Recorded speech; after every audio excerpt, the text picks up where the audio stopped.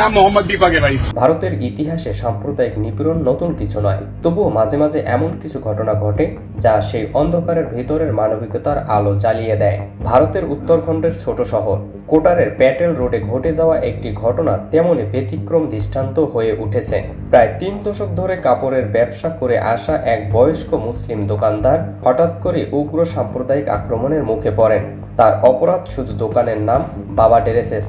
বজরং দলের কয়েকজন কর্মী দাবি করেন বাবা শব্দটি নাকি শুধু হিন্দুদের অধিকার, কোনো মুসলিম এটি ব্যবহার করতে পারে না। ঠিক তখনই এই অন্যায়ের বিরুদ্ধে রুখে দাঁড়ান দীপক। তিনি দোকানদারের পাশে দাঁড়িয়ে প্রশ্ন তুলেন, বাবা শব্দটি কি কোনো একটি ধর্মের একক সম্পত্তি?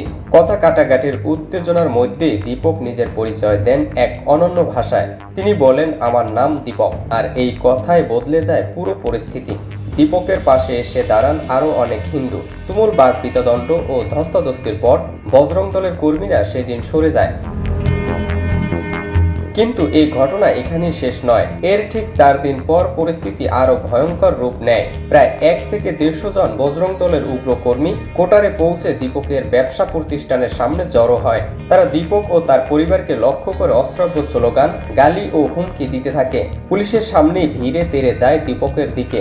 নিরাপত্তার অজুহাত দেখিয়ে দীপককে থানায় বসিয়ে রাখা হয়, আর হামলাকারীরা ঘন্টার পর ঘন্টা বিক্ষোভ চালায়। এর পরের ঘটনা আরো বিস্ময়কর। থানায় 2টি FIR দায়ের করা হয়, একটি বজরং দলের পক্ষ থেকে, আরেকটি পুলিশের পক্ষ থেকে। ভিডিওতে স্পষ্টভাবে পরিচিত মুখ দেখা গেলেও FIR-এ তাদের নাম নেই, বরং অজ্ঞাত ব্যক্তি হিসেবে উল্লেখ করা হয়েছে। গোটা ভারত জুড়ে আলোচনার কেন্দ্রে একটাই প্রশ্ন ঘুরপাক খাচ্ছে, দীপকের আসল অপরাধ কি? তার কি একমাত্র দোষ একজন নির্যাতিত মুসলিম বীরদের পাশে দাঁড়ানো? বিজেপি শাসিত রাজ্যে প্রকাশ্যে তেমন প্রতিবাদ দেখা না গেলেও সোশ্যাল মিডিয়ায় বিষয়টি ঘিরে তৈরি হয়েছে তীব্র ঝড়। প্রশ্ন তুলছেন অসংখ্য মানুষ, বলছেন, দীপক তুমি একা নও, আমরাও আছি তোমার সাথে।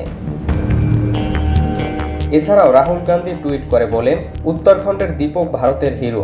আজ ধর্মীয় উগ্রবাদের বিরুদ্ধে মানবতার হাত বাড়ানো এই যুবক রাষ্ট্রের চোখে অপরাধী, কিন্তু মানুষের চোখে দীপক এখন অসাম্প্রদায়িক চেতনার প্রতীক।